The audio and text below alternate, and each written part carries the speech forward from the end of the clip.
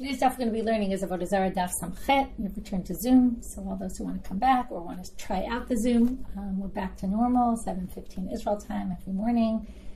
This week's learning is sponsored by Rabbi Lisa Malik and Professor Eddie Wider in honor of the birth of their first Israeli grandson, David Rafael, son of Rivka and Charlie Gottlieb.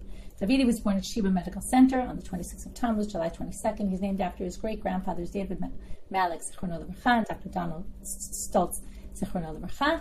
As we begin the month of Elul with the recitation of Tehillim 27, the David Hashem Rabbi Yeshi, we continue to pray for David's refuah shlema as he meets the challenges of a cleft palate, including surgery sometime before his first birthday.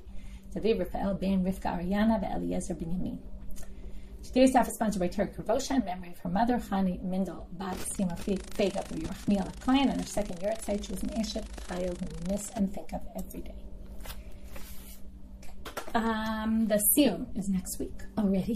So we're very excited. We have two Siyums coming up back to back because Horayot is very short, only 14 dapim, 13 dapim actually. We're going to have a Siyum on September 2nd, next Tuesday. So you can register. The details are up, the program, and hope to see you all there. And we will now get started. So we're in the middle of this sugya, which is very interesting sugya because it kind of raises the whole question, and we'll see how the sugya struggles with this by bringing in the shita of Rabbi Meir. The topic that we're talking about is no tain tam lefgam, which is something that many of you know about laws of kashrut. You might even not know where it all came from, but the fact that, let's say, you might wait to kosher things, right, till 24 hours pass since the last time you used it. And if something fell in and then they ask, well, when was the last time you used this item? If it was 24 hours ago, then it's okay, right? Why does that all of a sudden become magically okay? And that's because of this concept of no tain tam lefgam is permitted. Okay, once something gives bad taste to something, then already that permits the mixture. Okay? So now, what we learned yesterday's daf was that there's a machloket about this, and Rabbi Meir, okay, was a pretty mainstream shita, usually, approach. Usually Rabbi Meir has this radical approach, or at least radical to what we were brought up believing, which is that no tain tam lefgam is actually still forbidden. Doesn't matter that it gives bad flavor, bad taste to it. Still, it's going to be forbidden. And that's the shita that we're going to deal with for today. What we started with yesterday, and we're going to deal with both, that's kind of the radical that's going to push our sugya in a certain direction. So, basically, we started out yesterday, at the end of yesterday's daf, with trying to figure out what his source is, which we explained. It comes from the fact that they had to kosher all the kelim, even if they were, it didn't say in the Torah, well, only kosher the kelim after they took the spoils from the war on the end of Sefer Bamidbar. Don't think it's only the ones that were used within 24 hours. No, you have to kosher everything, it sounded like. And based on that, he says, therefore, it's pretty clear that no tain tam lefgam is asur. And Rabbi Shimon said, no, they only had to kosher those that we use within 24 hours. They didn't have to kosher the others, and that was his approach. Then we asked, what's Rabbi Shimon? And we answered, and there we brought this braita. Lo tochlu kol nevelam, starting from the end of Samach Zayin Abed. Lagir asher b'sharecha titnena va'achala, give it to the ger. And the nevela, the animal that just dies on its own, that wasn't slaughtered properly, give it to the ger, and the ger will eat it. So comes Rabbi Shimon and he says, Kol ha'ru'uya leger kruya nevela, she'en ru'uya leger ena kruya nevela. If it can't be eaten by the ger, which is what the pasuk says, then it's not a nevela, it's not a sur mishum dinei nevela. Why? Because it's disgusting, right? If and according to Rashi, it says srucha, like if the meat rotted and now you eat it, it's actually not forbidden mishum isur nevela. The Rabbi Meir. He says, what do you mean?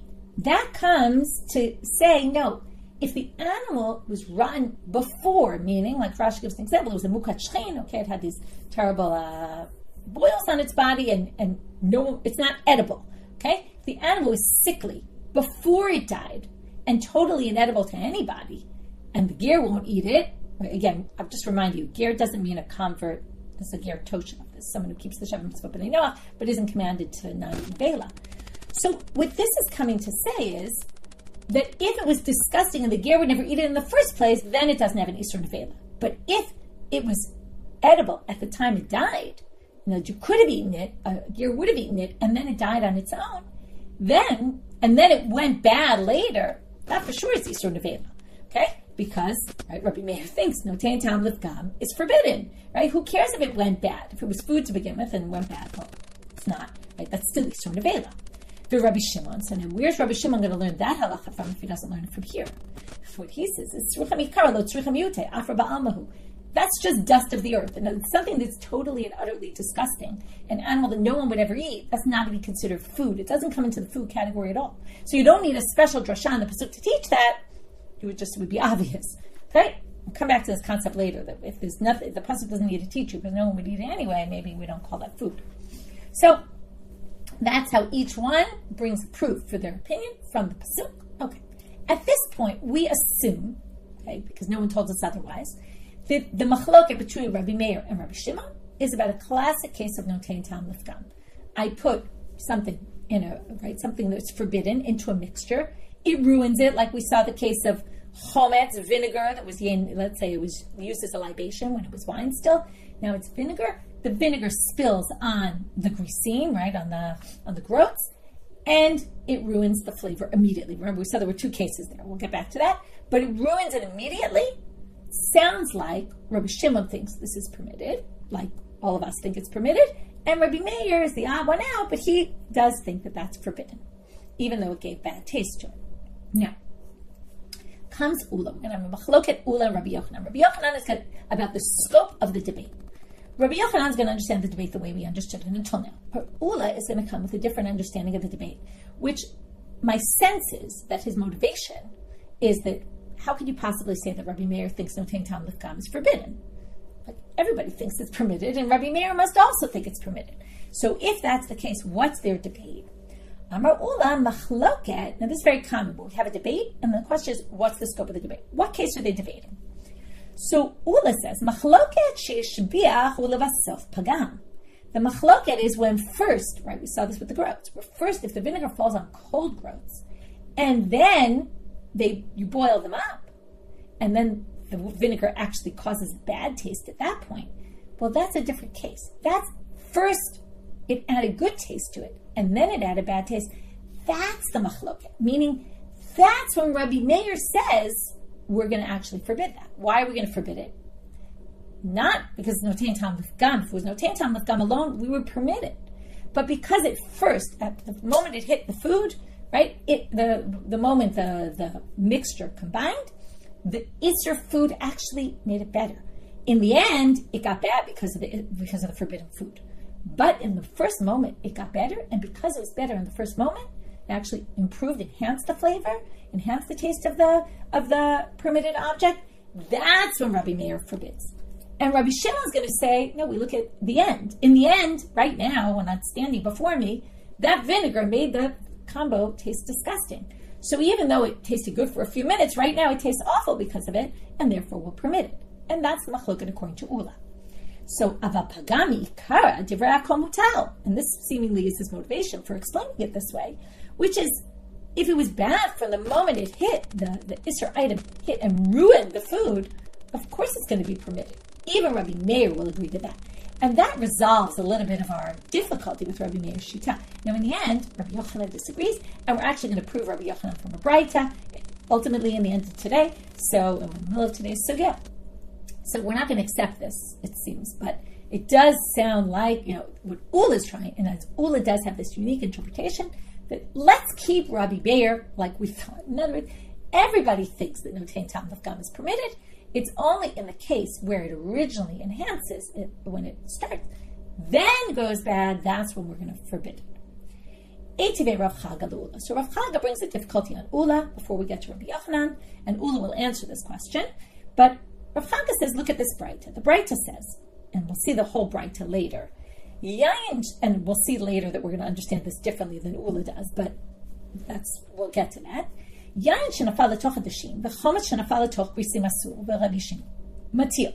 Now we bring a case. Now this case, he's going to say, wine falls into lentils, vinegar falls into grisim, onto the groats. Now this, again, we saw there could be two possibilities of this case, and that's exactly what's going to be the difficulty and the answer. But right now, the way Rav Chag understands the case, he says it's asur and Rabbi Shimon matir. So number one, you see there's a debate here. So now if we can prove which case the debate is in, and we can disprove Ulla basically. So Rav Chaga says this is a case where the second the wine falls onto the lentils or the vinegar falls onto the groats, it ruins it. And therefore, what do you see? Machloket. It's a machloket, even if it immediately ruins it. Amar Ulla. So Ulla says very harshly against Chaga. It's kind of funny, he's so harsh against him. He says you didn't understand anything. When in the end, we're going to prove that that's not the way to read the braita like Ulla did. But right now, Amar Ulla, Chaga lo meideh yada mai kamri rabbanan tiyuv to kamotiv. Chaga, notice he dropped his Rav. He doesn't even call him Rav Chaga. He says, Chaga doesn't even understand what the rabbis were talking about. And he's asking me a difficulty from them? And he totally didn't understand this braita. What was the case of the braita? Kegon shenafal grisim tzonenim letoch grisim tzonenim v'irticham nasa k'mishishbiach l'vasach pagam v'asul. He says, what are you talking about? That's a case. Yeah, it says the vinegar fell on the grisim. And yes, you're right. If they were boiling, it would ruin it immediately. But there's a different way to read that case. It could be it fell on them when they were cold, which actually first enhances the taste. Then they boil them, and then the vinegar really ruins the taste. So it's hishbiach l'vasach pagam, and that's the machloket, and that's how I read it. So he says, I don't know why you're asking me the question based on that source. When that source, I explain differently. Now, I kind of said this, but now I'm going to say it a little better now that we read it inside. We get to Rabbi Yochanan, and we're going to try to find a source for Rabbi Yochanan. In the end, they're going to bring this braita and prove from the earlier part of the braita that Ulla's reading of this is not correct. Okay? And that really this case is talking about pagami ikar. Okay? But we'll get back there.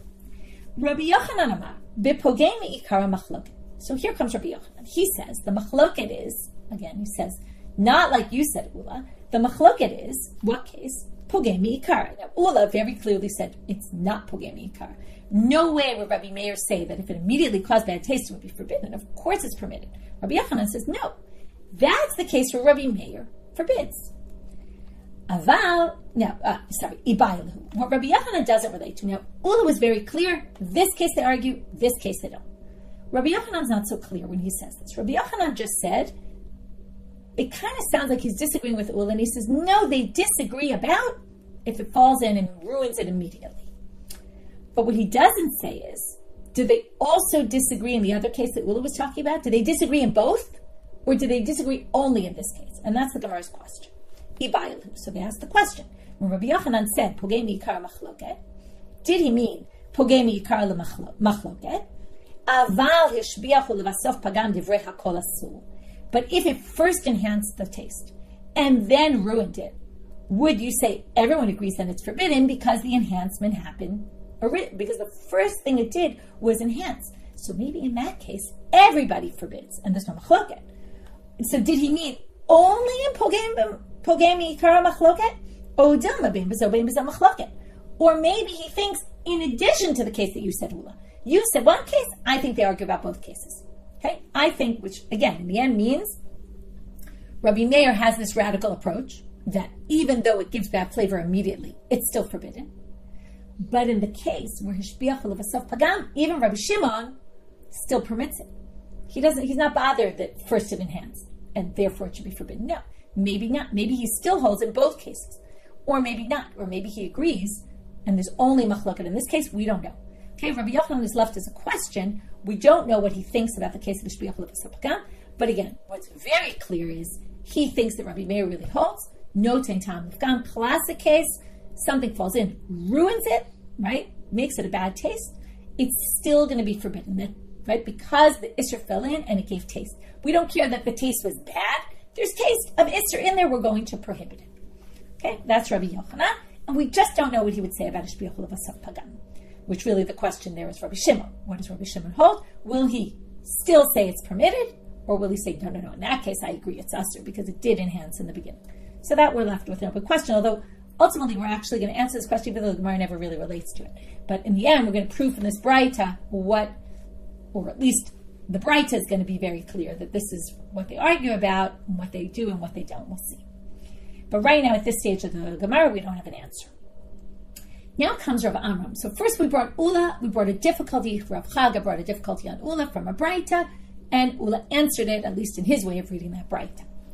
Now comes Rav Amram with the question of Rabbi Yochanan. It's a different type of question. Rav Amram, Efshar ita lahad Rabbi Yochanan v'lo tanya le b'manita. change. Could be matnitin, a lot change it to matnita. Matnitin is usually our Mishnah. Matnita means any Mishnah. He says, okay, now this goes back again to the whole question of this radical approach of Rabbi Meir. Because if you remember, in our Mishnah in particular, it said, if you benefit from the taste, it will be forbidden. It'll be forbidden. If you don't benefit, because it's bad tam, right, it'll be permitted. That seems pretty clear. Notein tam, the tam is permitted. So comes Rav Amram and says, if Rabbi Yochanan is right, that Rabbi Meir really comes along and says, Notein tam, the tam is forbidden, how can it be his opinion is not mentioned anywhere in the Mishnah? Okay, you have to remember also, Stam Mishnah, Rabbi Meir, most of the Mishnah do go with Rabbi Meir. Why would a Rabbi Yehuda Nasi brought that in the Mishnah? It seems crazy. Now, there is a braita. We saw the braita yesterday, remember? The braita said, Hatanya, at the middle of Amud Bet on yesterday's staff. There's a braita that says it, but, right, and then Rabbi Shimon says, now, granted, you could explain that braita according to Ulla. You could say it's only or you could explain it like Rabbi Yochanan. But he's saying, Rabbi Yochanan, it doesn't make sense to me that there wouldn't be a Mishnah that mentioned Rabbi Meir's opinion. Because again, it's pretty radical. So comes Rav Amram himself. He asked the question, and now he says, Nafik daf v'eshchak. So he decided, I'm doing a research project on this. I'm going to find a source for this.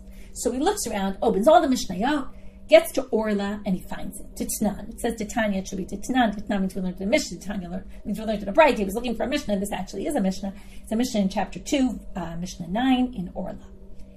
Seor shel chullin. Okay, we're now going to talk about seor. Okay, the best way to think of seor is a sourdough, right? That you basically keep going ahead, right? There's always this leavening agent that you put the sourdough into the bread, and it will make it rise. So a seor shel chullin shenafal letoch ha'isa v'yesh bo kedei lachmid. So you put this seor of chullin, okay, meaning it's totally fine, permitted, everything. No limitations on the seor. It falls into a dough, and it starts to leaven the dough. And there's enough of this leavening agent to basically create, to have it rise. V'chmitza, and it did. V'achar kach nafal seor shel truma, o seor shel kilei hakerem, which is something that's forbidden. Again, truma is not forbidden to everybody, but to a non-kohen, and the kilei hakerem is forbidden to anybody. Right? And basically we're going to call truma a forbidden item, because it's forbidden to everybody else, just not a kohen, and that falls in. So we now have another leavening agent, which is some sort of prohibited item. And it also can leaven the dough. What's the problem? The dough is already leavened, right? You ever try to put too much yeast into a dough? It ruins it. So if you put this other leavening agent after it's already been leavened, and now you put another one in, which in itself can leaven the bread, asul. For Rabbi Shimon, matil. Now, what happens when you put that leavening agent in? It immediately ruins it. And yet, what do we see here? There's a machlok, or not yet, but what is this case? This is a classic case of pogemi ikara. It immediately ruined it, because the dough was perfectly fine until then. It had already risen and leavened. Now you put another seor in of isser, it's going to add bad taste to it, ruin the dough. Right? So what do you see? Asur Rabbi Shimon matil. V'hahach, and what's this case? Pagami ikarahu pligi. So perfect proof. Rabbi Meir and Rabbi Shimon clearly disagree. I just want to point out here, Rabbi Meir's not mentioned here, but it says assume. So is the rabbi's opinion, which we assume then is Rabbi Meir. Okay. The rabbis must hold like Rabbi Meir. Now, that's the way Rav Amram understands this Mishnah to say, we have a source. What's the problem? Rabbi Zeira says, that's not a good proof that there's a Mishnah that proves Rabbi Yochanan. Because you can explain that the reason for the prohibition here is something different. It's not because notein tam l'fgam is forbidden. But the reason the rabbis forbid here has to do with something else entirely. It has to do with the nature of this leavening agent. And that's why sourdough is a good way to think about it. Amar Rabbi Zeira, shani isa ho'il u'ru'uya l'chamea ba'kama isot achirot. Now, while you may have ruined this dough, but you can take some dough from there and you can use it to leaven another dough. You could create another bread out of this. So the reason we forbid it is not because there's prohibited item in there, and even though it ruined it, we don't care, because ruining it doesn't mean anything. It's still going to be forbidden. That's not the reason. The reason is because this has some independent significance. It might be bad and no one's going to want to eat that dough because it's over-leavened, but it actually has the power to go leaven other doughs. So therefore, it's an item of significance, and it was made from truma, the whole, right? And the reason why it's so strong that it can now leaven something else has to do also with the truma, and the truma gave flavor, so even though it ruined it, it actually has some other potential. And that's the reason. Nothing to do at all with our topic. So Rav Amram came along and said to Rabbi Yochanan, there should be a Mishnah saying this if you're really right, proves it then, finds a Mishnah, but Rabbi Zeira says that's not a good Mishnah. However, I told you this before, and we'll see it inside now. They're now going to bring a braita tashma. They're going to quote, come and learn from this braita that clearly Rabbi Yochanan's right, and that's what we're going to see now. It's a bit of a, not complicated braita, but there's a lot of parts to it, and a lot of elements, so we'll try to go through it and organize it, and then we're going to show from here, based on the differences between the cases, that it's obvious that notain tam l'fgam is machloket. We're going to have a few cases with this su'ur, this leavening agent of chullin and truma, okay? And now we're going to see which order it fell in, and is there a machloket, or does everyone agree? So we're going to have 3 cases at first, then there'll be a 4th case, which isn't related, which is actually the case we brought earlier about the chometz and the grisim and the yayin and the adashim. We'll get back to that. That's going to be case number 4 in this braita, but right now it's not important. So we have in the first case, truma and chullin, a leavening agent of each, falls in at the same time. Okay, we're going to put this case aside and only get back to it after, but they fall at the same time. Now, each one independently could leaven the dough. We know if they both fall in, what's going to happen? It's going to over-leaven, because you have too much. And it leavened it. Asul, it's forbidden. For Rabbi Shimon, matil. Okay, so number 1, we see there's a machloket in the case where they both fall in at once. We're going to come back and understand that machloket later, because it's not really germane to our issue. Case 2. Nafal shel truma tchila. Now here there's no debate. What happens? If the truma falls first, what happens? The truma added good flavor, right? Good taste. It leavened the dough.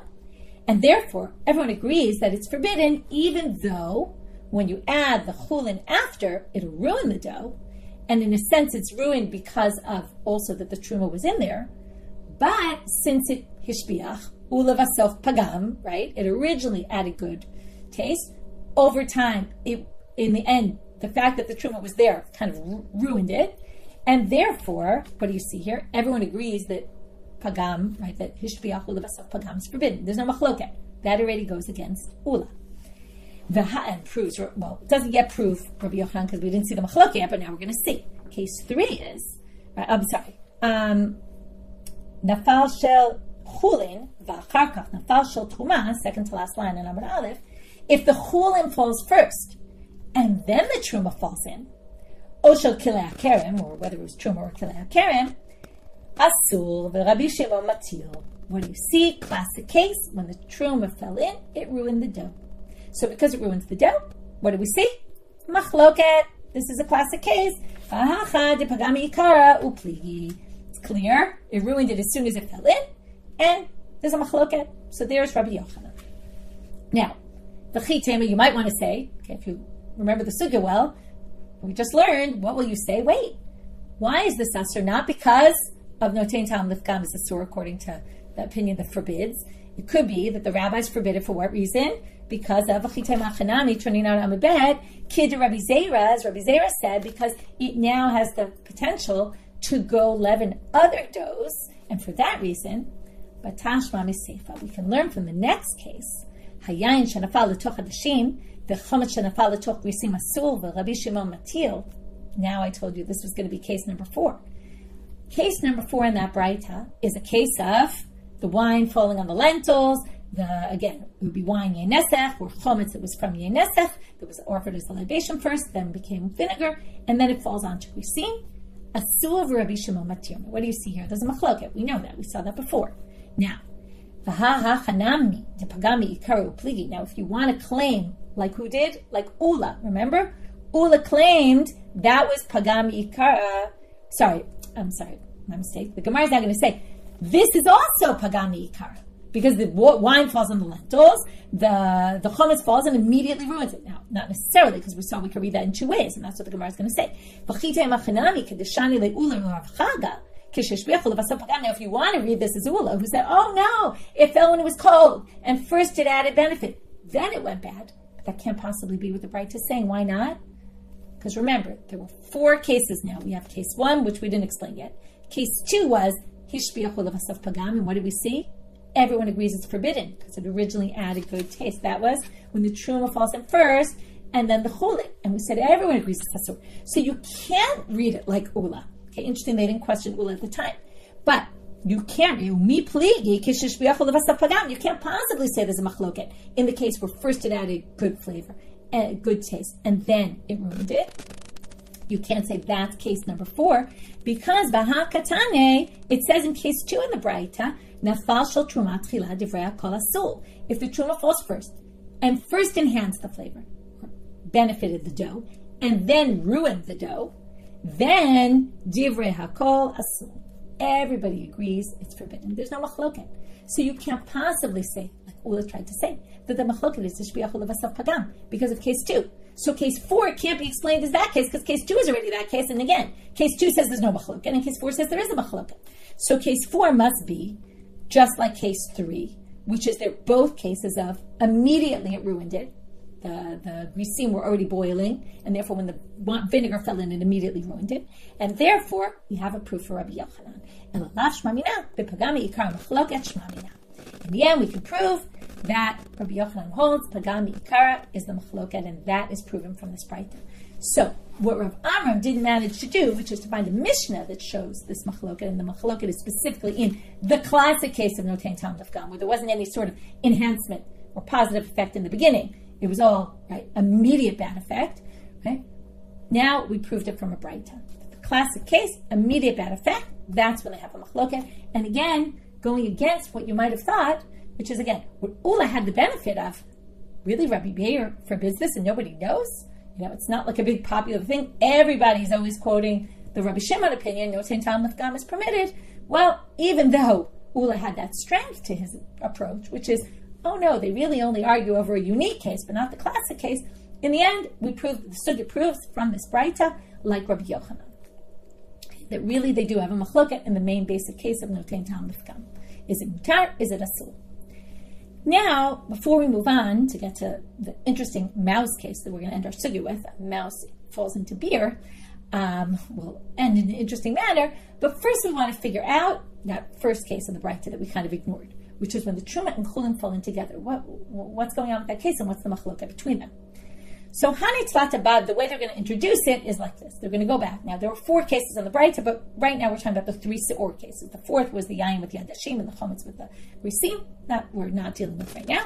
We want to deal with the 3 cases with the leavening agent.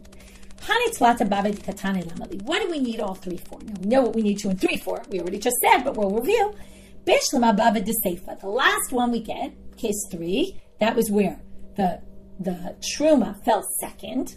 Okay, where it immediately fell and ruined, right? Okay, that was the case where they had a machloket, and that was to teach us exactly what we just proved, which is if the isser hits, and when it hits immediately, when it is added to this combination, it ruins the food, then for sure then there's a machloket. Rabbi Shimon permits, Rabbi Meir forbids.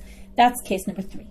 Mitziata, the one before that, which was the reverse, where first the truma falls, then the chullin, which is the shpiach ulavasaf pagam, and there we saw everyone agreed it was forbidden. That's what we want to teach from the second one. Mitziata nami, and we'll read that inside. Hishpiach ulavasaf pagam divrei kol asur. Everyone agrees that if it first has positive effect and then negative effect, then everyone agrees it's forbidden, because it originally added something good. Ela reisha lamali. What do we need the reisha for? And the way they're going to ask this question is a bit strange, because they're going to focus only on the rabbi's opinion. Okay, and they're going to say like this. Why is there no point for this case? Now, the first case says if they both fall in at the same time, then the mixture is, right, there's a machloket, okay? Shimon permits, and the rabbis forbid. So now, focusing on the rabbis who forbid, they're going to say the following. Lamali, why do we need this case? Hashdu mas seifa, if case number 3 already told us, Delo kamishbach klal, asra rabbanan, that the rabbis forbade, even if it added no positive effect, it's still going to be forbidden. Reisha de kamashbach mebaya. Now, in the first case, what happens? Well, the 2 fall in together. So that means that the enhancement that happens in the beginning is partially caused by the forbidden item. Now, if the forbidden item partially causes some benefit, has positive effect on the dough, and when it has no positive effect, the rabbis are going to forbid, then obviously if it has a bit of positive effect, of course they're going to forbid. So there's no point to tell you that. right? So Reisha Kamishbach Abaye, do you even need to say that case? It's obvious the rabbis are going to forbid. Why they're not focusing on Rabbi Shimon, I don't know. But comes Abaye and basically answers that. He says the focus here is on Rabbi Shimon. That even though it adds some benefit in the beginning, we're not going to permit. Because remember, if it completely adds benefit, like the truma fell first, then we're going to permit it. Right? Then even Rabbi Shimon's going to forbid it because it added benefit in the beginning, according to this braita. Right? There's no machlokah there. Everyone agrees it's forbidden, even Rabbi Shimon. But now we're going to say, Amar Abaye, Reisha Rabbi Shimon Itzrich. Now what we need to learn is, why does Rabbi Shimon distinguish and not call this Ishbiach Ulevasaf Pagam? You would think, and that's what Abaye is saying in the Chodesh in the first cases. Why did they have to bring that case? Because they want to tell you Rabbi Shimon permits you, even though when it's Ishbiach, originally, and it adds positive effect, we actually forbid it. But in this case, even though it added positive effect, we're going to see it's not going to be forbidden. Why not?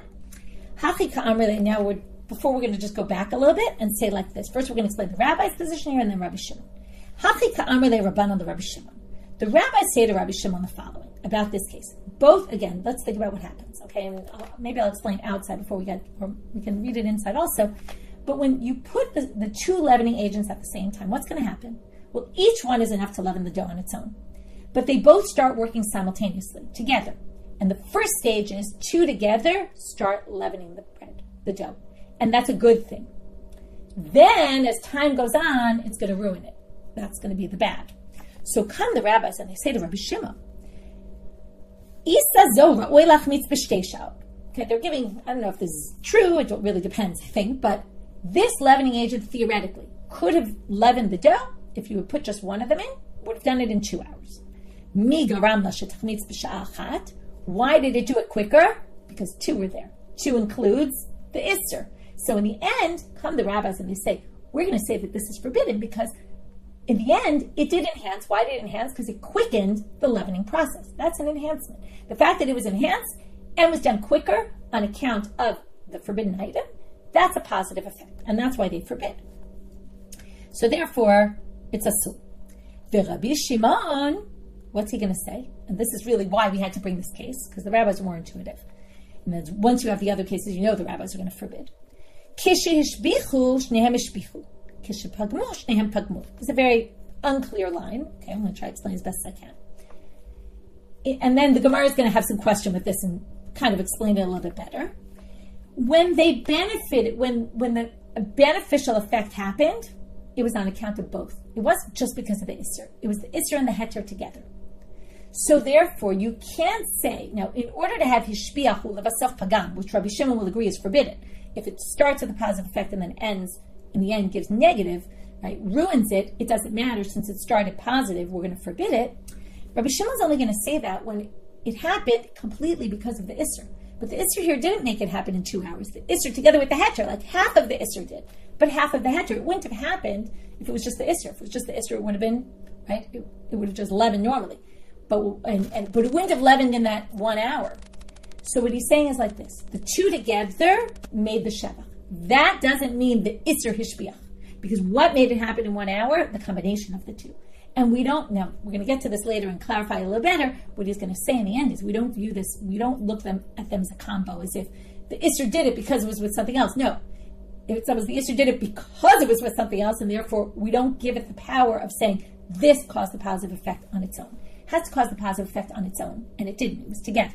So that's the kishishbichu shneim ishbichu, and therefore we don't look at it as shevach. The tricky part is kishabagmu shneim pagmu. Now in the end, you would think that's parallel, and then the pagam wouldn't even be called a pagam. But no, pagam is a pagam, and that's why. Because in the end, but when you look at the end of it, what made it go bad? The fact they had the Isser in it. And in the end, it's bad taste.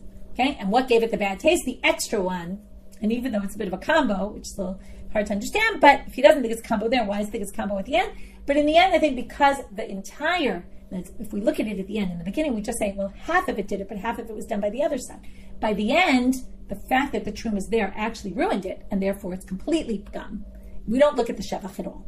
Why don't we look at the shevach? And that's going to be the important part, because it was done together with the Isser, with the Heter. So now, the Gemara asks, I don't understand, the Rabbi Shimon, we should say that those two things combine together and forbid. Don't we think that? So they say, no, because Rabbi Shimon, in other words, why wouldn't we look at it as it's true, it was together, and the heter was involved. But in the end, the Isser was with the heter. And why don't we just look at that as one combo and say, in the end, the Isser really did add benefit, right? Because without it, it wouldn't have leavened quickly, right? We wouldn't have had that in the 1 hour. So the answer, Rabbi Shimon Latame. Now we're going to make a comparison. It's not a complete parallel comparison, but bear with me. Da'amar afilu isur v'isur nami lo mitzarfe. He doesn't even think that isur and isur can combine. 2 prohibited items combined, which we'll see for what issue in a minute, not for the same issue. Therefore, he's not going to view isur and heter as combining. Meaning, just like by isur, each one is viewed independently in this combo. Also, in this isur and heter, we're going to view each one independently. And if the isur itself wasn't enough to make it enhance it, which it wasn't, because in the end, right, the fact that the truma was there ruined it. So if it's not alone enough to enhance, then that's not going to be considered enhancement. Okay. Now, what's this case of the isur and isur not mitzaref? Ditnan, it says in the Mishnah, Orlah v'kalei karen mitzarfim. Rabbi Shimon Meir a mitzarfim. Okay, this is talking about dine bitul, nullification. So it's a different issue. But it's similar. If you have Orlah and Kilei Karen, now each of those, you have one item of each, let's say. Now, if you have only one item of Kilei Karen, some combined mixed when you have grains that grew together with vines, or you have Orlah, which was the first 3 years of the tree. Each one independently, normally we say bitul nullification is 60, right? It gives flavor in 1 to 60. In these cases, we're strict, and we say 1 in 200. So you have to have 200, let's say it's a fruit, from a lemon, from a tree, of Orlah. You need to have 200 other ones in a combo. If one lemon falls into a pile of lemons, if there's 200 other lemons, then you have 201, and there's 200 to 1, and it's bata. If it's 199 to 1, it's not bata. What if you have 2 lemons in there? One is Orlah, one is Kilei Karen. How do we do the nullification? Do we view them as a combo? Now, if they're a combo, then you need 400 against the combo, because you need 200 to knock out this one and 200 to knock out that one. That views them as a combo. That's the rabbis. Rabbi Shimon says these are viewed independently, which means if you have 202 lemons, one is Orlah, one is Kilei Karen, the 200 can knock out the 2. Why? Because each one is viewed independently. So we view each one as if that's 1, and is there 200 against it? Yes. That's 1, or there 200 against it? Yes. They don't combine according to Rabbi Shimon. Likewise, he views the seor in the same way. But when the 2 and the issue of hishbiach u'levasaf pagam, in order for it to be called shevach, it has to be that each one independent, that the isser independently was mashbiach first, and it wasn't here, because it only was mashbiach as a combo. But we don't view them as a combo; we view them as separate. So you see, they're 2 different issues, but it's still the same idea that we view them as separate, and that's why Rabbi Shimon doesn't view this as hishbiach u'levasaf pagam when they fall in together. And that was all. Why were we here? Just to explain that first case in the braita. Why did it mention that case of the 2 falling together? Not because of the rabbis, it would have been obvious the rabbis would have forbade it. But according to Rabbi Shimon, we wanted to know he permits it there. And he doesn't put this in the category of hishbiach u'levasaf pagam, because in the end, the shevach happened as a combo, and we don't view combo as combo. It would have to be only that the isser caused it to be enhanced completely by itself, and it didn't here. So that explains that first case. Now we're going to get to our mouse. Okay, we have a mouse who fell into a pot of a barrel of beer. Asrei Rav lahu shikra. Rav forbade that beer. Now, this seems strange. Why would he forbid it, right? So what do you think? A mouse would cause a bad... If you had a mouse fall into your beer, I don't think you'd want to drink it, right? It would be disgusting. So we're going to have to understand why. In the end of the sugya, we're going to have 3 possible answers. But the sugya is not exactly structured in that way. Nema kasaval. Amrua Rabbanan Kameid Rav Sheshet. I skipped a few words. The rabbis came before Rav Sheshet and said, Nema kasaval dotein tam lefkam asul. Right? Should we say that Rav must hold, even if it gives, like Rabbi Meir, even if it ruins the food, right, gives a bad taste to it, we're still going to forbid it. And that's why Rav forbade it. But Amar lahu Rav Sheshet, no, Rav doesn't hold that way. Ba'ama savar Rav notein tam lefkam mutal. He clearly thinks that notein tam lefkam is permitted. Why did he forbid it here? There's a unique exception by the Shmona Shvatzim. Okay, the Achbar is one of the 8 Shvatzim, the creeping, crawling creatures. The Hacha Chidushu says we're going to be extra strict by the Shvatzim. Why? Because, okay, he has an interesting reading here. Daha mimas mais. Let's just go back and understand about Shmona Shvatzim. These 8 creeping creatures, they're disgusting. Okay, would you ever think to eat them? No, nobody eats those things. So now they're disgusting. And people anyway avoid them. So what? Well, afilu hachi ansrei rachmana. Now, his theory is like this. If there's something absolutely disgusting that nobody eats, then why does the Torah need to forbid them? No one's going to eat it, so why bother? You could think of a reason. But their theory, Rav Sheshet's theory is, why bother telling us a susser if no one's going to eat them anyway? So, must be to tell you this chidush, that hilkach noten tam lefgam nami asur. It's to say, not only can you not eat them, which anyway you weren't planning to eat it anyway, but if they fall into a mixture and they impart bad flavor to the combo, right, to the heter item, it's still going to be forbidden. Even though normally it would permit, right? You would say, oh, get that flavor. We're not going to have that, forbid the combo, the mixture. But this is unique. And that's the way he views the Isra of Shratzim. It's really to tell you, not only are they forbidden, which anyway you wouldn't have eaten anyway, but you might have eaten it if it fell into a combo, to a permitted mixture. You might not have ruined the whole thing. You don't want to ruin your whole barrel of beer. So that's what he says. What we're going to do now is the rabbis are going to raise 2 difficulties on Rav Sheshet's theory. If you say it's a chiddush and it's a unique halacha and it's not coming from the basic, well then you should say, because shratzim have 2 issues. One is you can't eat them, and 2 is they also carry impurity. Then you would say that they're impure whether they're moist, okay, it's a little gross to think about this, but newly dead, or completely dried out. Because if it's a chumrah, and we're going to be extra strict, then they should be mitami even when they're completely dried out. And that's not true. Allah matnam. Why does it say in the Mishnah, mitamim lachim ve'em mitamim yeveshim? They only pass on impurity when they're fresh, dead, but not when they're completely dried out. To which, and therefore, he says, I don't buy your theory that it's a chidush and it's all this, because then it would be even a problem once they're dried out. To which Rav Sheshet answers, v'litamech, Shechvat Zarah to tamei lach v'yavesh. Shechvat Zarah, semen, also disgusting, right? Now, if it's disgusting, and your theory is that if it's a chidush, right, that even though it's disgusting, they still have to tell you, right, it's going to be matame.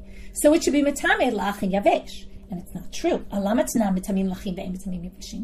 by Shechvat Zarah, it says the same thing. Only when it's fresh, and not when it's already dead.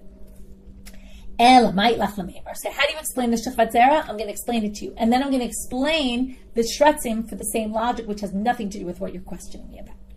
Shechvat Zarah Amarachmana. What is it, Shechvat Zarah? Okay, how do they, right? We define it as semen, but it's Shechvat Zarah when you lie. I don't know even how to translate it, but Zarah, it creates seed. So Amarachmana Beru Yala Azriya, only when it could create a seed and, create a child. Hachana, which obviously once it's dead, it's not going to. Hachanami bimotam amarachmana. What does it say about the shratzim when they die? How do we understand this? Ke'em motam. They have to be the way they are when they die, meaning they haven't completely dried out.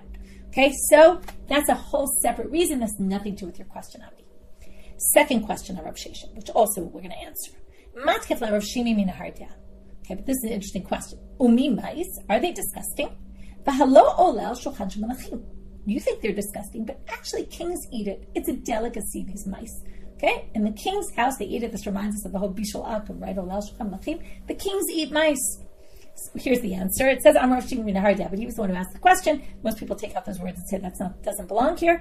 It just should be the Gemara answering, Lokasha, habedidabra, habedamake. There's city mice and there's country mice. Tamata is the city and Didabra is the country. It reminds me of the book, right? The City and the Country. I grew up on that book. Anyway, the ones in the fields are a delicacy. The ones in the city, right? Usually mice from the city are disgusting. They're the disgusting ones that nobody eats. And there's 2 different kinds of mice. The ones that eat al-shulchan are not the ones we're talking about. And that's another possible way of, answering this question. It shows you there's different kinds of mice. Okay, now, so what we had so far, just to summarize, we had this mouse.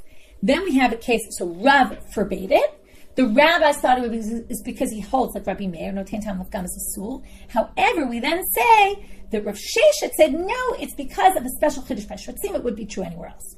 Now, Rav doesn't accept Rav Sheshet's explanation, but he is going to offer a possible third one. He goes back to the first one and offers a possible third one. I'm a Rav, but he shapes it differently. He says like this, frames it differently. Hilchata notein tam lifgam mutar, which is a good way to end the sugya, to say, just so you know, notein tam lifgam is permitted. We don't hold like Rabbi Meir. But Rabbi Shimon, now let's go back to this case of the mouse, and why Rav forbade my time of love. Number one, it could be like the rabbis thought. Either he forbade it because he thought, he held like the other position, and we just don't hold that way, so we can ignore Rav's psak, basically. Or,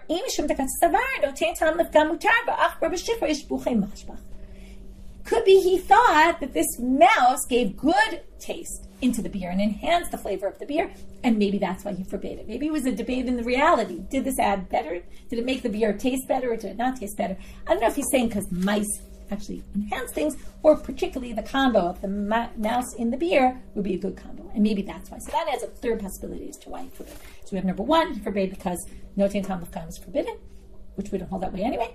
Or he forbade because of what Rosh said, it's especially unique halacha by shvatzi. They forbid even in a combo, even if they give bad flavor, but other things wouldn't. Or because maybe he thought that the achbar actually gave good enhanced the flavor of the beer. With that, we finish for today. So the end part I just summarized. The beginning part we'll just quickly summarize. We've started with the psukim of Rabbi Meir and Rabbi Shimon proving their positions. Then we had the machloket Ulla and Rabbi Yochanan about is it in hishbiach levasa pagam or is it in pagami ikara? It's not the machloket. And in the end, by the way, I forgot to go back to, they asked that question, does Rabbi Yochanan think also in the other case have a machloket in the end? When they prove from this braita Rabbi Yochanan's position, it's clear they don't have a machloket in the other case. They only argue in pogami ikara, and for that we proved with the braita. Each one there was some question on it, they answered the question, and in the end kind of proved Rabbi Yochanan from that braita, and then we just had to figure out what that first case in that braita was, and that was the whole thing. We went off on a side tangent about this thing that matches Rabbi Shimon's opinion elsewhere about Isser, and Isser not being mitzaref, also Isser and Heter aren't, and that's why the Isser itself did not manage to hishbiach. Therefore, it's not in the category of hishbiach l'vasa pagam. With that, we finish for today. Wishing everyone a good day, and don't forget to register for the siyum for next week.